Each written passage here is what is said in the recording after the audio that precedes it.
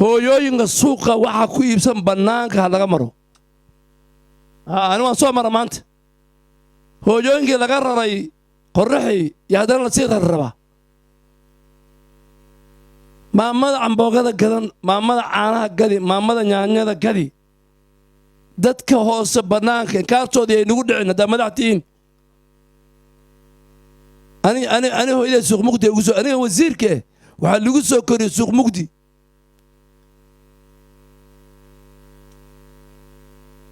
aabbe hataa bio box maxaa ilmaha hataa chief yusuf aba dhigi karaa abbaanaga chief ana hataa aabbe bio box muu qabinbo marka away abuu aw deeqow hadday waan soo mare waxaana intaa noola meeshan laga maraa governor raadiya adiga abuu iyo MCS governor raadiya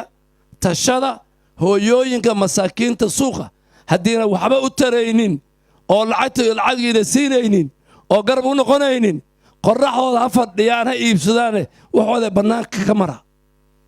inkaartooda ay nagu dhicin ma tamisataa wartaa ma tamisamaho wartaa ma tamisamaho hooyo maanta il fadhiyo qorrax oo caano qaadan 200 shilin 300 shilin heli galabta maanta gaan soo maray gaariga waa xiran jidka war waxay dhan waan ku darsanay maxay qorraxii baan laga soo raray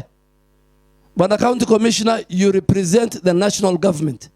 this government was elected Mheshimiwa William Ruto amechaguliwa na mama mboga na waboda boda na watu wa chini wewe ndio mkubwa wetu hapa county usikubali mtu yoyote atoe wale wa mama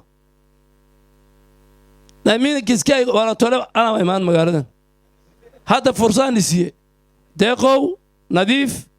abuu ilaa MCS kale magaalada isku taga fariista hooyooyinkan magaaladan suuqan meel ay hatabo buura kasta haddiina in wax u hagaajinaynin siday yihiin bannaanka oga mara warkaa meela qabtiin mise lama qabtiin mise waxaa leeyahay la fiijiyo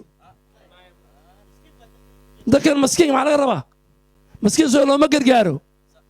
marka intaasaa ku darsan county commission uu maqlaaya governor waan la hadli caawa war inkaartii ay nagu dhicin hooyooyinka gaatooyinka ay nagu dhicin innagii waxaa qabteen annaga waxaan leenahay guryo waxaan galaynaa air condition qabaan